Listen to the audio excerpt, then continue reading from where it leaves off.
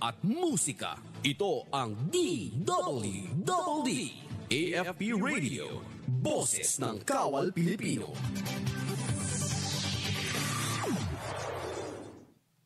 Mga katropa, may mga concern ka ba tungkol sa inyong kalusugan? Ating yang isang guni sa programang Katropa sa Kalusugan. Samahan niyo kami tuwing Martes, alas 7 hanggang alas 8 ng gabi, kasama si Katropang Kat at Lieutenant Colonel Alexander Benedict Lat, Medical Corps Reserve, dito lang sa DWWD Armed Forces Radio, Boses ng Kawal Pilipino. Alright, ayun mga katropa, isang magandang gabi po ng Tuesday sa ating lahat. Siyempre mga katropa, live na live po tayong napapanood sa ating official Facebook page na DWWD AFP Radio. At syempre, napaka-special ng gamit na ito, no? Kasi talaga namang live na live. Ayan, live na live natin mga katropa. Makakasama ang palagi nating nakakasama dito pa rin sa ating programa. Syempre, ang aking kapartner, kung hindi dahil sa kanya, walang katropa sa kalusugan, no? So, ayan, nadalaw tayo ngayon ni katropang Lieutenant Colonel Alexander Benedict Lat, Medical Corps Reserve. Ayan, Doc, welcome po sa ating programang Katropa sa Kalusugan. Ayan, baka may mga gusto po kayong batiin, pasalamatan, ayan, pwede po. Yes, magandang gabi, no, Kat? Siguro ito yung pang-apat na beses kong mismong nandito sa ating studio at sa gabing ito, syempre, napaka-special po ng ating pag-uusapan, no? At ito pong ating pag-uusapan ay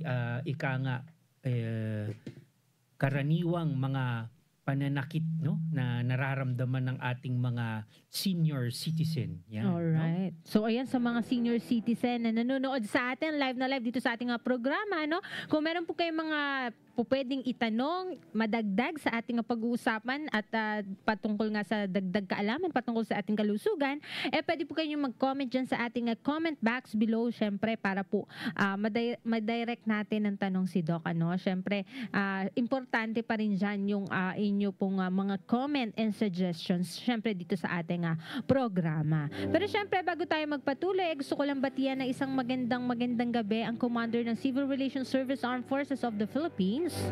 Walang iba kundi si Major General Oliver Makiling, Philippine Army. Andyan din ang Deputy Commander ng CRS-AFP. Ayan, syempre, walang iba kundi si Brigadier General Medel Aguilar, Philippine Army. At syempre, papahuli ba naman natin batiin ang napaka-snappy nating Chief of Staff dyan sa CRS. Walang iba kundi si Colonel Marlouis Patria, Philippine Army. And syempre mga katropa, gusto ko lang din batiin ang napaka-snappy nating group commander. Syempre, at the same time, ang first ever female spokesperson ng Armed Forces of the Philippines, ang station manager ng DWWD. O, diba? Lahat ng parang designation nasa kanya ng mga katropa. Wala ba kung si Colonel Francel Margaret Padilla, Philippine Army. Magandang gabi po sa inyo, ma'am. And syempre, gusto ko lang din na batiin ang Deputy Commander ng ating MCAG. Ayan, walang iba kundi si Major Mark Anthony Cardinoza. Siyempre mga katropa, ngayon po ay September 17, ano? Siyempre, napaka-special ng araw na to para sa akin. And siyempre, gusto ko lang din batiin ng maligayang kaarawan ang aking pinakamagandang baby. Ayan, si Micaela Risbelia Perido. Happy birthday, baby ate. Ayan, napaka-special, Doc, kasi talagang alam natin kung paano ko itinawid si baby during nung pregnancy ko. Kaya sobrang nakaka-overwhelm lang na nag-birthday na siya ulit for the third time. Ayan. So, masaya ako para kay ate Mikay kasi sobrang sweet and lovable. Alam niya ng mga taong nakakasalumuhan niya, lalo na dito sa MCAD. Ayan, ate, happy third birthday. Siyempre, alam mo na yung wish ni Mami para sa'yo. Lumaki ng may takot sa Diyos. Ipagpatuloy mo lang yung pagiging sweet and lovable mo sa amin na pamilya mo. I love you, baby. Ayan. So, ayan, Doc, kayo po, baka may mga gusto po kayong batiin, pasalamatan, ano? Yes. Bago natin simulan yung ating topic. Opo. Sa pagkakataong ito, gusto ko na po magpasalamat, no, sa aming Prescom Commander po, no? Si Brigadier General Ferdinand Jaminic P. Ramirez, Philippine Army MNSA. Plus yung amin pong First Task Brigade Commander, no? Si Brigadier General Eric C. Gatchitorena, Medical Corps GSC Reserve. And yung aming 104 Task Group, no? Very busy po sa ngayon, no? Na nagko-conduct ng mga iba't ibang mga group activities, no? Under kay Lieutenant Colonel Manny Nivera, Philippine Army MNSA Reserve po. So maraming salamat, no, sa mga pagkakataong ito na ibinigay niyo po sa akin, no, na para po makapagbigay ng konting kaalaman po, no? At ang topic po natin ngayon gabi ay ika nga madalas po na nangyayari, at ito po ang mga sanhi minsan, no, ng kamatayan ng isang individual po, no, Kat? Ayan. So, ayan, para po ito sa mga nabanggit nga kanina ni Doc, mga katropa, na usually ang tinatamaan ng sakit na ito is mga senior citizens. So, para sa ating mga katropa na nanonood ngayon na po pwedeng makarelate sa ating pag-uusapan, pwede po kayong magtanong dyan sa ating comment box para ma-direct natin ang tanong si Doc ngayong gabing ito. So, ayan, Doc, ano po ba itong ating topic for tonight? Okay, opo. Ang ating pag-uusapan ngayong gabi ay yung tinatawag na sakit na angina, no? Sabi niyong iba angina pectoris, no, or angina, no? So yung angina po ay isang ika nga simptomas na nakikita po natin sa isang ika nga elderly, madalas po elderly patient, no, na meron pong tinatawag na sakit sa puso, no? Iyan na po yun, no?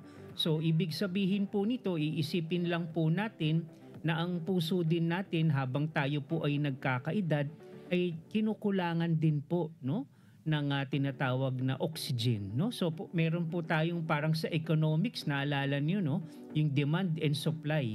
Every time po, no, patakbuhin kayo, siyempre nag-i-increase po yung physical activity ninyo, umi-increase po yung demand ng oxygen.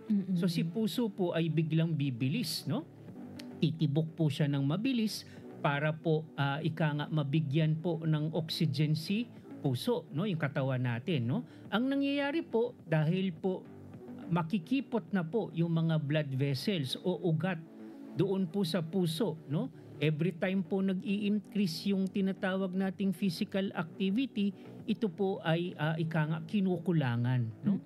Kasi barado po yung daanan, no. So kulang po ang pumapasok doon mismo sa puso, kaya nakakaramdam po tayo ng tinatawag na chest pain, no? So yung chest pain, pag pakikinggan po natin siya, no, o titignan natin yung karakter po ng tinatawag nating pananakit ng dibdib, no? Lalong-lalo na po pag pinapa-describe natin sa kanila, ang unang sasabihin, parang mabigat, parang may nakapatong sa aking dibdib na hollow blocks, no? Ganun po ang description, no? Pag iisipin nyo, hollow blocks, napakabigat niya. Tapos sasabihin ng iba po, para pong pinipisil o pinipiga yung aking puso, no? Squeezing pain na tinatawag ko. So ito po yung karakter ng mga tinatawag nating chest pain, no? Minsan meron pong nagraradiate sa panga, no? Hindi mo ika nga magalaw, no? Parang masakit, no? So yung tinatawag nating pain po sa ating panga, nangyayari din po siya. So pagkatapos po noon, syempre magkakaroon ka ng hirap o hingal, no, shortness of breath, no? At minsan pag nagtutuloy-tuloy, no, ito na po yung nawawalan ng malay na tao, no, or loss of consciousness na tinatawag, no?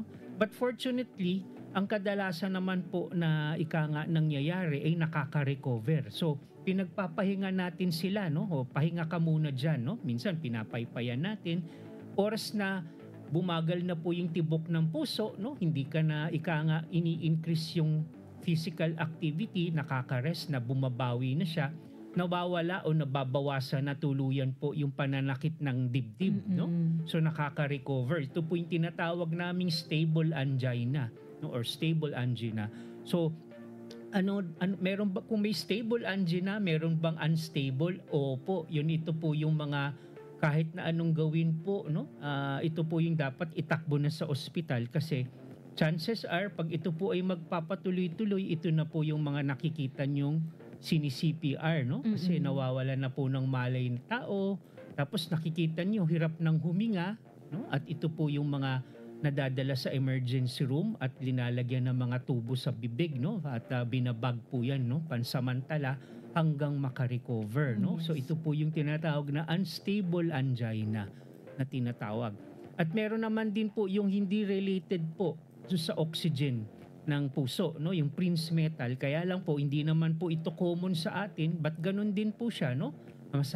Biglang sasakit po ang dibdib, parang pinipisil, parang pinipiga, no? Kaya po sa sobrang sakit hinihimatay, no? Nawawalan ng malay tao. So yun yung mga simptomas na nakikita natin dito po sa sakit na tinatawag nating angina or angina pectoris, no? Ayan. Kung ano Doc, parang tama din yung tama talaga yung sinabi nyo kanina na kung gaano kalakas yung parang activity na ginagawa natin, dapat sasabayan ng parang hinga natin, Yes. yung parang tamang breathing para hindi sumikip yung dibdib, ano? Kasi nung nag-PFT ako talaga, Doc, parang naramdaman ko na parang sabi ni pareng Glenny, katropang Glenn, sabi niya, Mari, mali yung way mo ng paghinga. Kaya siguro during tapos nung takbo ko na 3.2, parang gusto kong mag-blackout that time. Kasi sabi niya, hindi mo kasi naihinga ng maayos yung dun sa physical activity ng pagtakbo natin. Syempre, yung parang nabibigla, tapos mali yung buga ko. Yung parang, yun nga, nagkakaroon ng problema. So, kahit wala doon, ang ipinapainti natin, Doc, is kung papaano nagre-react yung puso without proper way ng breathing natin. Correct. So, siguro, lalo na dito kapag may mga angina na ganito nga, no? So, kapag halimbawa, mga senior citizens na medyo pagka naggumalaw yung mga yan, pagod na talaga, di ba? Oo. Parang konting galaw lang, grabe na yung pagod. Kaya din siguro sila yung pinaka nakakaramdam ng ganitong condition, Doc, no? Kasi once na halimbawa nga, yun nga, yung nakukulangan na sila sa ng hangin kasi sobra yung mga galaw nila. Kasi, di ba, may mga senior citizens talaga, Doc, na makulit, di ba? Alam natin yan. Aminin natin. Opo, aminin natin. Merong mga senior citizens na ang hirap pagsabihan na, Tay, upo ka lang dyan, huwag ka nang, o kami ng mga anak mo yung gagawa para sa'yo. Pero may mga senior citizens kasi, di ba, Doc, na parang hindi mapakali talaga na gusto niya gagalaw siya kasi feeling niya lalo siyang nanghihina kung hindi siya gagalaw. Pero may negative na dala naman yun sa kanya. Yun nga, yung parang napapadalas yung galaw niya, hihingalin siya. Yes. So, doon na siya parang naaano yung dugo niya, yung oxygen niya and all. So, ayun nga. So, nabanggit naman ni Doc kanina kung ano yung mga simptomas nung pagkakaroon natin ng angina, no? So, medyo hindi rin natin mawari kasi parang ang daming types ng atake sa puso, Doc, no? Kasi medyo nakakalito. Ito daw angina pectoris, ang common na dinadapuan or na kinakapitan is yung mga senior citizens. Pero merong mga hindi senior citizens na merong ganitong case na nararamdaman. Tama. So ano po yun, Doc? Paano po yung pinagkaiba nun dun sa mga below 60 years old pababa and dun sa mga 60 pataas? May pinagkaiba po ba yung angina na yon or anong klaseng sakit sa puso? Kasi total na pag-uusapan naman natin, Doc, na parang pareho lang yung atake, 'di ba? Yung sakit sa puso. So ano po yung pinagkaiba nito? Total na sabi niyo naman kanina na mostly senior citizens. Paano po yung mga below 60 na nakakaramdam ng ganitong sakit? Oo, lalong-lalo na no, yung mga below 60, ika nga di pangkaraniwan, no? Although sa ngayon kasi nangyayari ngayon dahil siguro sa lifestyle, no? Andyan yung mga paninigarilyo, yung vape, alcoholism, Okay. no? Makikita natin yan sa mga edad 30, no? Minsan may nakita kami inoperahan early 30s, So mas no? bumabata, no? Doc? Bumabata siya, no? So dahil nga sa sabihin na nating pabaya sa katawan, pabaya sa mga kinakain natin, no? At the same time, yung mga bisyo na hindi naman sabi natin kailangan, ayan na, no? So napapaaga yung pagkikipot, Oo. nung tinatawag nating pagkikipot ng mga ugat, no? Dahil dito sa paninigarilyo, sa alcoholism, no? Dagdag pa po yung mga sakit na maaga like hypertension, Nako. diabetes, Ayan na po. nga. So, Aray ko.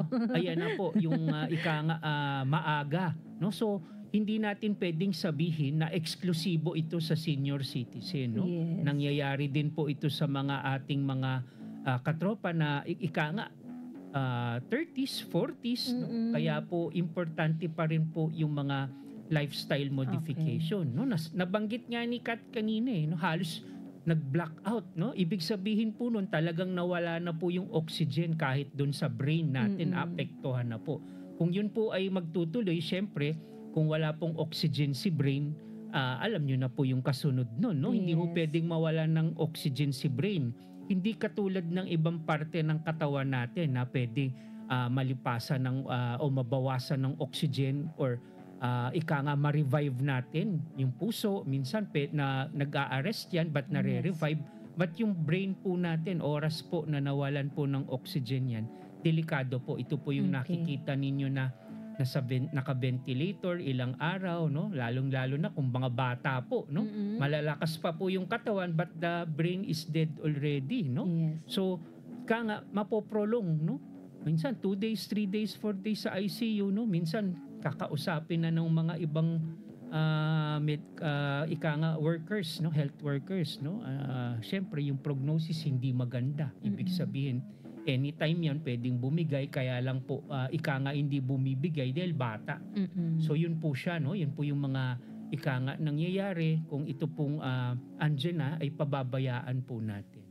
So halos same lang, no, mga katropa, yung sinasabi nating atake sa puso, 60 pababa, tapos 60 pataas. Yun nga lang, nagkakatalo lang tayo dun sa kung papaano ba yung lifestyle ng isang individual. Ayan, gusto ko lang paabutin kay Rolly. Rolly, sana nakikinig ka ngayong gabing ito. Kaya 'di ba nung last na may hypertension tayo, ayaw natin, Doc, na talagang masanay na may hypertension. So, kaya siguro din talaga during mga PFT natin, yung mga matataas, yung mga dugo is talagang hindi nire-require na tumakbo kasi possible na dun sila atakihin, di ba, Doc? Kasi yun yung parang yung parang hindi, akala mo okay ka, masasabi naman talaga natin sa sarili natin na okay tayo, pero yung sarili natin, yung katawan natin na hindi kaya ng utak pero yung katawan talaga hindi. Kasi may mga, lalo na sa ating mga sundalo, Doc, no, ganun talaga kasi ang nangyayari. Kaya ng utak ko, oo, pero yung katawan hindi. Kaya nga hindi rin natin pinipilit kasi if ever nga na may mangyari dyan, babalikan din yung doctors. Kaya nga every PFT natin sa mga kasundaluhan, meron tayong kinukuhang clearance, no? Para ma-sure kung okay ba. So, magkakatalo na lang yan kung na-high blood ka during yung BP before ng PFT, Doc, diba? Kasi ayaw naman natin na may mangyari nga dun sa mga tatakbo. Kasi sasabihin na PFT lang naman yan. Pero malaking impact kasi yung PFT. So, maganda pa rin talaga yung healthy lifestyle palagi. 'Di ba, Doc? Kasi, yun nga, kung 60 pataas yung angina, mapapababa siya dahil sa lifestyle natin. So, yun pa rin yung pinakamahalaga. Kaya sa mga katropa natin na nagsisimula yan lahat sa hypertension, Doc, 'di ba? Possible. So, iwasan nyo yung pag-iinom nyo, yung paninigarilyo nyo, yung mga pagsasabi sa inyo ng mga mahal nyo sa buhay na pinagbabawalan kayo para sa inyo yan, mga katropa, no? Kaya wag nang matigas ang ulo. Oo, may pinatatamaan ako, Doc, kasi ang tigas talaga ng ulo.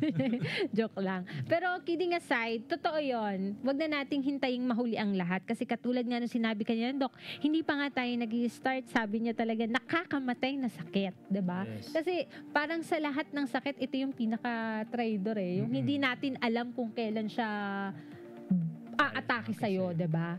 So, yun yung mga namamatay na lang ng biglaan, ay, inatake sa puso, o kaya mag-ingat-ingat tayo, lalo na yung mga bata pa, mga ages 20 plus na mahilig talagang mga inom.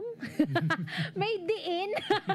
Di ba, Kuya First? Ikaw din, number 1 ka. Ay, hindi. Good boy. O, nanonood si Mrs. ngayon. Ayan, goodbye daw si Kuya First. So, ayun, para yun, kasi nga, yung sa halip na 60 years old and up, na parang dun mo palang mararanasan yung angina, bababa siya. So, parang, na siya, yun na, doon na yung pinaka-prone ng mga tao na hindi sumusunod, ano. So, ayan.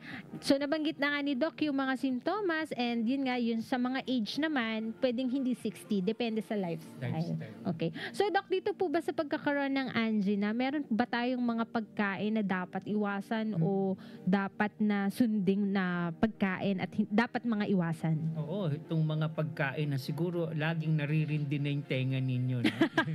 Paulit-ulit natin sasabihin, no? Yung mga tinatawag nating fatty foods, no? O yung matataba. No? Samantalang yan yung mga masasarap kainin. No? Oo nga, Doc. Tapos lalagyan mo pa ng kasamang patis, no? Maalat. Kailangan, gusto mo may lasa. Medyo mamantika, Doc, no? Pag sa fiestahan, lalagyan lang ng patis konti. Lalagyan ng konting patis. O kaya yung bagoong, di ba? Lalagyan ng bagoong para may kalamansi. Nako, sarap-sarap na yan. Ano? Yes, kaya yun po yung mga nga, pampataas ng blood pressure. No? Ano pa po? Yung mga tinatawag nating matataas sa asukal. No?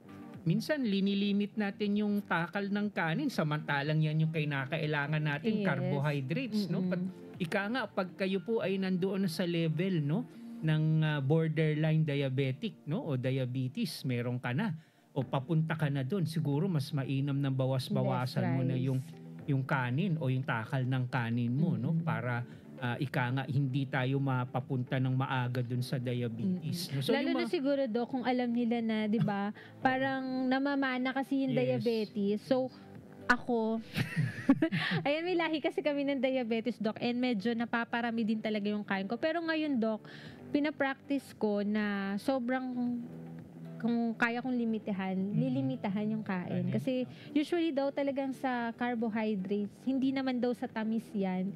Yung parang may sinasabi pa nga, parang napanood ko sa reels na kapag na-trigger o hindi na makapasok yung insulin, parang doon natitrigger yung diabetes natin. Kaya yun. Kaya sa mga katropa natin, talagang pangangalaga pa rin talaga sa sarili natin yung kung paano ba natin iha-handle yung lifestyle natin, yung pagtitiis sa masasarap na pagkain na bawal sa'yo, no? Yung mga ihaw-ihaw na yan, number 1. Kahit napakasarap niya na may suka pa, Doc, diba? Talagang, hay nako. Pero syempre yon, depende pa rin yun sa'yo. Pero kung ayaw mo naman ng matagalang gamutan at syempre ang hirap kasi nun, Doc, no? Yung parang wala ka naman nararamdaman pero nagpipigil ka na. Usually ang mga Pilipino, tsaka lang yung tumitigil pag sobrang nasasaktan na. Diba, Doc? Matigas yung ulo natin Ayan. So, kaya ayun, mga katropa, no? Yun yung mga dapat nating iwasan. O ngayon naman, Doc, pumunta naman tayo sa kung papaano naman natin ginagamot ang ating, anong tawag dito? Angina. Oo. Pag ito yung mga nakikita nyo sa elderly patients, no? Isang pillbox na puno ng mga gamot, no, isang kahon, no. Ito yung mga gamot nila, no. Number 1, syempre, andyan po yung parang anti-hypertensive medications, no. Andyan yung mga amlodipine na naririnig ninyo, no, losartan, kasama po yan, no. Doon parang ito yung maintenance na nila, Doc, no. Ito na yung ginagamit nating maintenance para hindi masyado tumaas yung blood pressure na precursor po para doon sa tinatawag na angina. Ano pa po, no? Minsan binibigyan natin ng blood thinners, no? Bakit ka naka-aspirin, may blood thinners? Bakit ka naka-clopidogrel, no? Kasi kaya ka binibigyan ng blood thinners dahil nga yung mga ugat mo ay makipot, no? Kinakailangan na malabnaw yung dugo mo para makalusot doon sa pagkipot na ugat ng nakikita natin sa puso. So meron kang mga tinatawag na antiplatelets, no? Na tinatawag. Ano pa po, no? Kung kayo po ay may diabetes, kasama po dyan, no? Yung para po sa papababa na blood sugar. Pati po yung tinatawag nating statins, no? Kung mataas po yung cholesterol ninyo sa dugo or triglycerides na tinatawag, no? Binibigyan din po kayo ng statins, no? Or statins na tinatawag, no? Kasama po siya doon sa mga magiging maintenance natin. Kasi piniprevent natin yung further pagkipot po ng blood vessel, no? Para maiwasan yung plaque development na tinatawag kasi nagkakaroon po ng plaque yung blood vessel natin, siya po yung kumikipot, no? Kaya po darating po sa punto na pag yun po ay napakakipot na, no? At sabihin na natin napagod ka. Ayan na. Hirap na naman pumasok si dugo doon. Yan ngayon magti-trigger yung chest pain mo, no? Kasi kulang yung oxygen mo. na tinatanggap dahil kumipot na nga po yung ugat. So kasama siya, no? May medications na yan, no? Ngayon, makikita ninyo, Dok, bakit yung iba na uoperahan o yung na tinatawag na angioplasty? Okay, so ang nangyayari po dyan, no, oras na nakita nila, lalo na kung pinag-treadmill ka, no, yung stress test na tinatawag para malaman kung meron kang significant na ischemia. Pag nakita nilang positive yung stress test mo, tinitigil po siya, no, at kino-coronary angiogram na po yun. So yung coronary angiogram, isa pong procedure yun, no, x-ray po ng puso na pinapadaan po ng dye, no. Usually may catheter pong pinapasok yung ating mga cardiologist at papunta po yun sa puso, no? Tapos binibigyan nila ng dye, tinitignan nila po kung gaano ka sama o hindi naman masama yung pagkipot po ng ugat doon sa puso. At kung nakikita po nila, no, na let's say significant yan, ito po yung linalagyan nila ng stent, no, yung binubuka nila, ina-angioplasty, tapos iniiwanan ng stent yung sa pinagbukahan para huwag siya mag-collapse, no, huwag siyang bumalik sa pagsara. So linalagyan ng stent. Kaya ito po yung naririnig nyo minsan ng napakamahal, no, ng mga kinakabit, no. Hindi nga siya naoperahan, kaya lang nagastusan po ng malaki dahil po dun sa stent na napakamahal po. So ang nangyayari po, bukod po sa medications, na-stent po yung puso. Okay? So yung stenting po, isa pong tinatawag or angioplasty ay isa pong pamamaraan ng paggamot po ng mga sakit na ito, no, ng tinatawag nating ischemia, no, o yung nagkaroon ng angina yung pasyente. Meron din pong mga na uuwi po sa operasyon. So yung mga nauwi po sa operasyon, Kat, no, parang ito yung mga sabihin na natin masama sa masama. Kasi napakarami na niya. So hindi na practical lagyan ng stent yun dahil napakarami, multi-vessel disease. Kumbaga, Doc, yung pagkakabit natin ng stent, yun pa yung hindi ganun katindi. Yes. Yung parang daluyan ng dugo niya. Yes, meron So, pa. yung mga for operations, yun na yun talagang parang, yun na lang yung pinakapag-asa nila. Yes. Okay. Ibig sabihin, hindi sila candidate for stenting na dahil marami po na bara, no? May mga naririnig po kayo sa ibang bansa na ang ginagawa nila, yung pwedeng i-stent po nila kasi po covered po Kaso mahal. covered kasi ng insurance nila. Okay. Kaya okay lang. Tapos iniiwan nila, no? May mga pagkakataon na meron ding operasyon. So combination po siya ng angioplasty with stent with surgery po. Ito po yung naririnig nyo na binabypass po yung puso, no? So yung bypass procedure sa puso ay isang operasyon or surgery na ginagawa po sa mga multi-vessel na disease ng coronaries, no? Kung mayroon kang pagkikipot na tingin po natin ay napaka significant po, no? Sa amin mga more than 75% na barado po, kinakailangan siguro i-address po 'yan, no? Whether is-stent ba 'yan o yung tinatawag na CABG, no? Yung CABG procedure o yung bypass po ng puso. Yun po yung mga ginagawa natin ngayon. And fortunately, no, sa ating health insurance system dito po sa Pilipinas, no, kino-cover po siya ng PhilHealth as long as yung hospital na po yun ay accredited po or pinayagan po ng PhilHealth na yung may tinatawag na Z-benefit package. So, kung ikaw ay pasado, no? May checklist po 'yan bago kayo tanggapin as candidate for the Z-benefit ng PhilHealth. Kung na-comply niyo po 'yun, yung mga checklist na 'yun, ibig sabihin pwede kayong isama doon sa tinatawag nating Z-benefit ng PhilHealth para po medyo makamenos po kayo. Yes. Minsan wala na rin po kayong linalabas, no? Na additional payment po on top of the PhilHealth. Kaya po importante din po yun sa atin, no? Of course, sa ating batas ngayon, lahat ng senior citizen, dapat PhilHealth member. Opo. So, kung na-cover po siya, no? Yung mga CABG procedure na yan o yung bypass po sa puso. Yes. Ang alam ko kasi, Doc, dyan sa PhilHealth is, nung nakausap ko yung taga-PhilHealth, parang before natin ma-avail yung mga gano'n na parang makalas man lang tayo dun sa ganung sakit, kailangan ata natin magpa-register pa sa PhilHealth. Parang may mga kinakailangan tayo na Updated. Kailangan updated. Updated. Tapos may form yata or pwede ring through online na doon na nila i-register lahat. Parang registration lang talaga para ma-avail nila. Kasi 'di ba meron na nga tayong parang kahit hindi tayo ma-hospitalize within 24 hours. 'Di ba dati ang PhilHealth nagagamit natin, kailangan ma-confine muna tayo for 24 hours. Pero may sinabi na pwedeng magamit na natin upon check-up. So, yun yung parang kinakailangan natin mag-register. So, para sa mga katropa natin na hindi alam yung ganyung programs ng PhilHealth, pwede naman kayong mag-visit sa pinakamalapit na PhilHealth sa inyong lugar, ano, and pwede din kayong makapag-check sa website nila kung ano yung mga procedures kasi nag-acknowledge naman sila doon ng mga messages like sa Facebook page ng PhilHealth.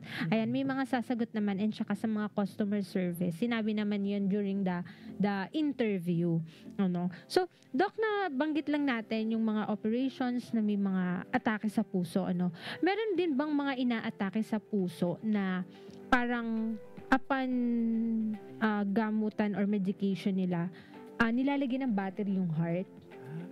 Pacemaker yun, no? Isang Isa pa rin operasyon. po ba yung part ng paggamot natin sa atake sa puso or Yes. hindi? Actually, isang parte siya na gamutan but hindi siya related dun sa pagkukulang ng dugo. Okay. It's more of yung rhythm, no? Sa katandaan na ng puso, no? Hirap na siya mag-generate ng kuryente. Okay. So, meron tayong tinatawag na pacemaker sa puso na siya yung nagbibigay ng impulse, no? Siya yung nagpapabigay kung gaano ka bilis yung kuryente para tumibok si puso. So yung tinatawag nating pacemaker, usually ito yung ginagamit natin kung may mga tinatawag tayong heart block. No? So yung heart block natin, kung meron tayo yung mga second degree or third degree AV block, no? Makikita mo napakabagal po ng tibok ng puso. 20s, 30s, which is hindi po compatible sa buhay. Kailangan po pataasin natin yan. Kaya po linalagyan sila ng pacemaker para tumaas po, no, yung cardiac rate na Pero parang tinatawag. nakakatakot yung ganun, Doc, no? Kasi kung may battery yung puso natin, paano kung pag nawalan siya nung ano, 'di ba? May time duration po ba siya kung kailan siya papalitan? May mga ganun po bang Meron, case? no? Meron siyang tinatawag na innate na buhay, yung baterya, no? So kung kunyari, mataas yung pulses na binibigay niya, syempre mas mataas din yung gastos ng baterya, no? So kung kunyari binigyan mo, pinrogram natin ng 70, no? Medyo mataas yan, or 75, yun yung baseline niya, no? Oras na nangailangan siya ng additional na tibok ng puso, no, na manggagaling sa kanya, i-overcome niya ngayon yung tinatawag nating baterya. No, ngayon kung kunyari binabaan mo lang sa 60 na rate, siguro aabot yung pacemaker mo ng more than 5 years, no? 5 to 10 years. Taon naman din pala, Doc. Yes, no? taon naman siya. Pero syempre yun nga, nakakatakot. Kailangan siguro nun laging may check-up palagi, Yes. Doc, no? Para namomonitor din natin yung battery kung okay pa ba. Yes. Kasi di ba parang may mga test din po ng mga doctors Yes. yan kung kinakailangan na bang palitan or ano. And siguro medyo pricey din ito kasi paano po ba yun? Ino-operahan po ba yun kada lagay? Yung Parang ang dami kong tanong bigla, no? Tama, yung tinatawag na interrogation, no? So meron tayong mga tinatawag na technician from kung saan kumpanya mo kinuha yung pacemaker, kasama po yun, no, sa kanilang ika nga parang anong tawag doon, yung kasama yun sa package. Opo. Warranty. Yung pagpalit ng battery. So yung titignan nila, no, pag more or less mga 3 taon pa yan. So may at least alam mo more or less kung kailan.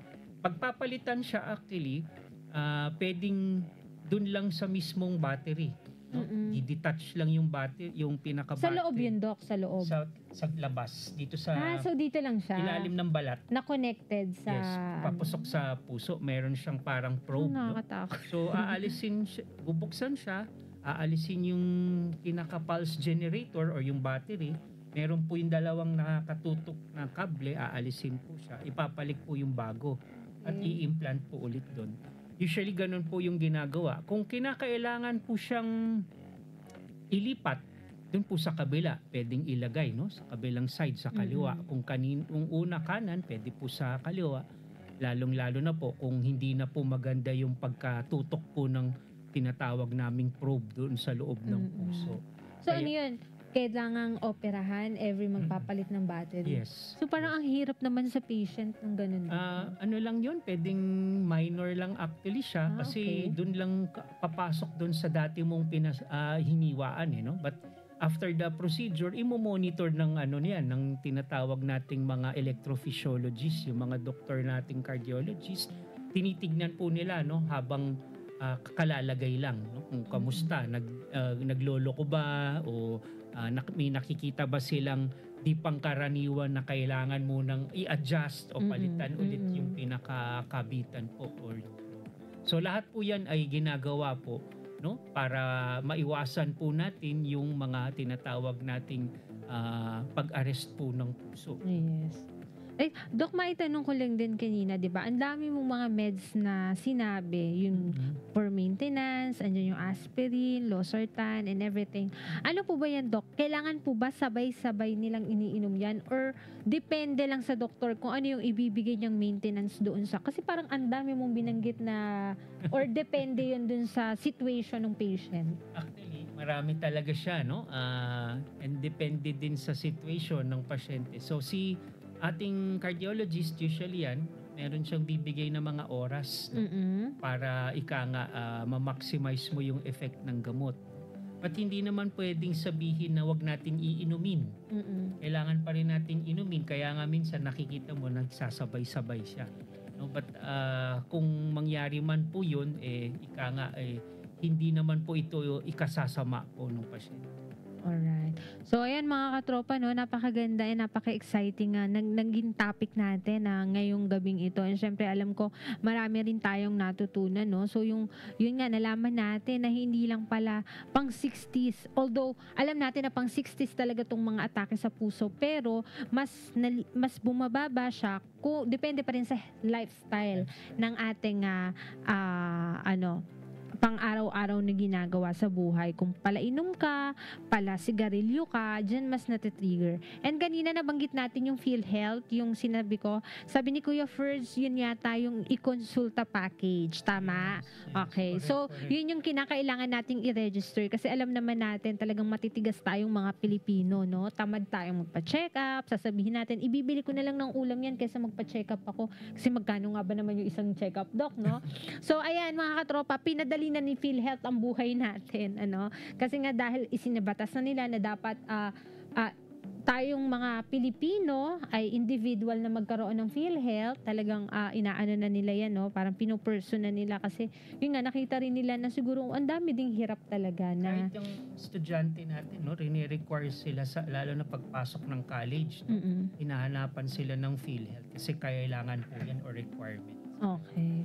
So, ayan, para sa mga katropa natin, no, na hindi pa member ng PhilHealth, magpa-member na po kayo. Kasi yun nga, malaki ang maitulong yan sa atin, lalo na sa kalusugan natin. Hindi natin alam kung kailan tayo magkakasakit. Kasi meron nga dyan, ang lakas-lakas, kinabukasan. Yun pala, merong kidney failure, may atake na sa puso, 'di ba? Doon na natin nararamdaman at nararanasan lahat-lahat. Pero akala natin malakas tayo. Yun nga, siguro sa lifestyle din na bigla ka na lang din sisingilin. Oh, ayan, nagpakasaya, kakain mo niyan, inom mo ng Coke. Oh, ayan, ang balik ngayon sa'yo. 'Di ba? Kasi may mga balik daw yan. Lord, wag naman yung Coke. Ayan. So, ayan, sa mga hindi pa member ng PhilHealth, mga katropa, magpa-member na po kayo. So, ayan, Doc, napakaganda po ng ating naging topic ngayong gabing ito. And for sure, marami po sa mga katropa natin ang talagang nakarelate din. Yes. Yung mga nagtanong din, talagang, naitanong ko kanina yung battery sa puso kasi meron akong tropa na nagulat ako na kailangan na kasing palitan ng battery yung puso ni mama. Kaya napatanong din ako, parang naalala ko siya, hello kay katropang Kat, Kat din, katukayo ko. Ayan, na binabatteryhan yung puso ng mami niya. And so far, ayos naman siya. Ilang years na kaming mag-friend, 8 years, 9 years. Start nun, nagbabattery na yung heart nung So malaking tulong din. Yun nga lang, parang naano lang ako, napaisip ako, paano pinapalitan, kinakailangan ba ng mga operations? Kaya napatanong din ako, Doc, no? Parang naano lang ako na, gusto ko lang tanungin.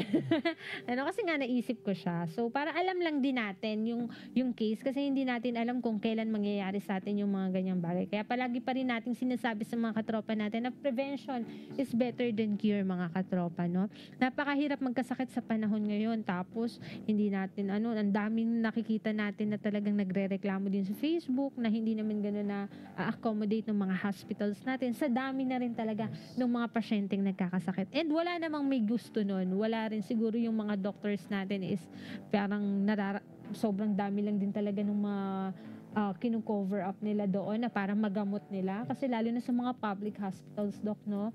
Talagang ang dami rin talagang pumupunta. Unlike dun sa private na talagang yung mga may kaya lang talaga. Kaya nga, karamihan din talaga sa mga Pilipino, kaya din siguro ayaw magpa-check up kasi yun nga, ang haba ng pila, parang ganon. Parang dun pa lang naaanon sila, pero hindi kailangan pa rin yan ng annual. Kahit wala kayong nararamdaman, ipa-check nyo. Kasi para malaman dun sa laboratories. Kasi once na nagka-labs tayo, dun na malalaman, makikita dugo and everything, lahat ng po pwede nyong kahit sabihin nyo na malakas kayo, malalaman yan sa laboratories, diba, Doc? Yung mapa-sugar man yan. Kasi parang kasama na sa dugo yung sugar, Doc, no? Kaya nalalaman kung may diabetic or hindi. Or may sakit ka sa something or wala. So, lahat yan connected dun sa laboratories na tinatawag natin. And kasama na yan dun sa sa PhilHealth natin. Kaya sa mga katropa natin na hindi ko na matandaan, ma-recall sa isip ko kung paano yung registration. Pero ang alam ko, kailangan nating magpa-register dun sa e-consulta package para ma-avail natin yon. So, ang kagandahan naman nun, yung mga check-ups na covered ng mga hospitals ng PhilHealth is talagang malilibre po yung mga katropa natin. So, yan ay para sa inyong mga katropa. Para lang din alam niyo yung information na alam namin. Kasi ako nga, sabi ko nga, Doc, yung mga ini-interview ko lang yung PhilHealth, ay may ganun pala talagang program na yun si PhilHealth. So mas maganda na kasi mas makakatulong na sa mga Pilipino. Kaya din siguro isinibatas nila yon na lahat ng Pilipino para hindi na rin sila mahirapan. Yun yung sinasabi ni Presidente na NBB, yung no balance billing po. No? So yun po yung tinatawag nating mga benepisyo po ng ating PhilHealth. Yes.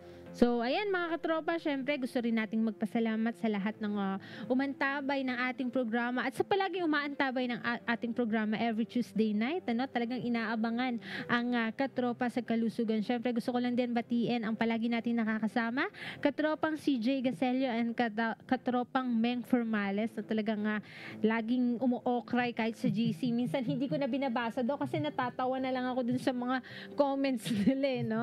Pero anyway, alam ko na palagi nyo pa rin akong sinusuportahan, Syempre, mabuhay kayong dalawa. Syempre, sa lahat ng katropa natin, Magalenyo, Kabiteño, mabuhay po kayo. Yung mga kasundaluhan natin, mga Luzon, Visayas at Mindanao, ayan, mabuhay po kayo. Salamat po sa inyong serbisyo. Ayan, Doc, baka may mga gusto po kayong pasalamatan.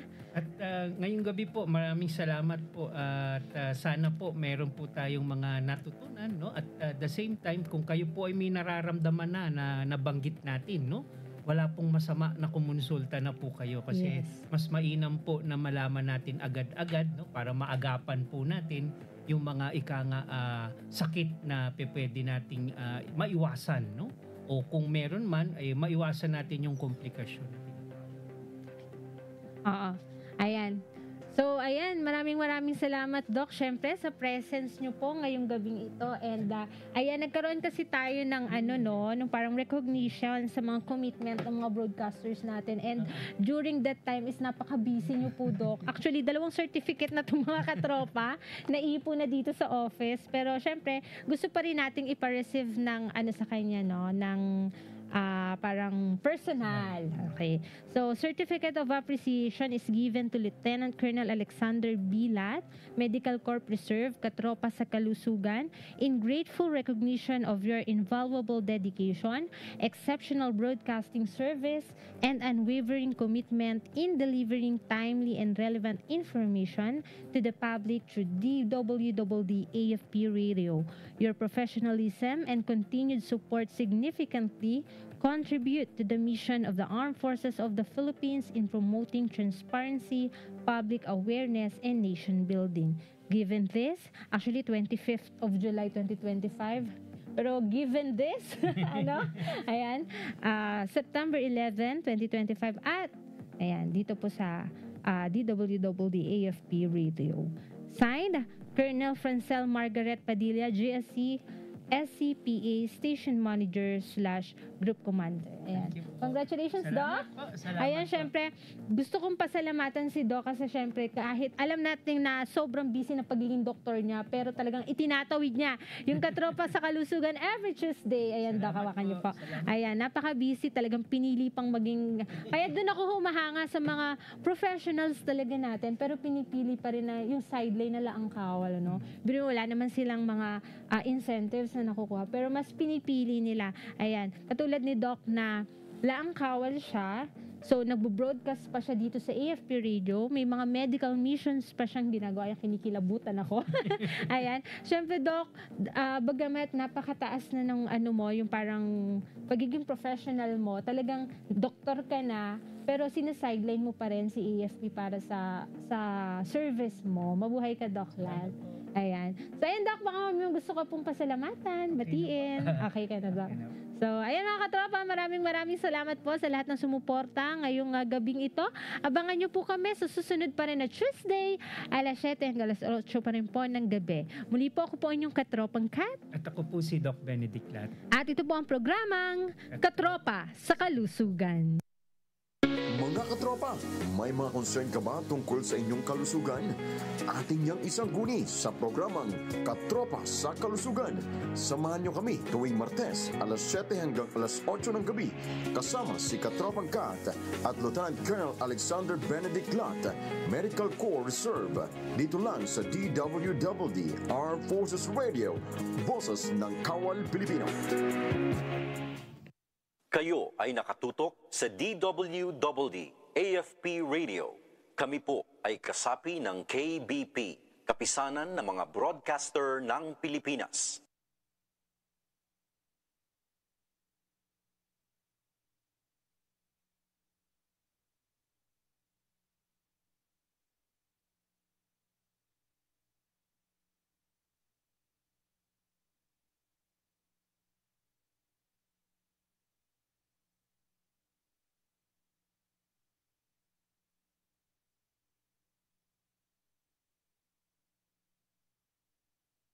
Alamin ang mga mainit na balita mula sa ating Armed Forces.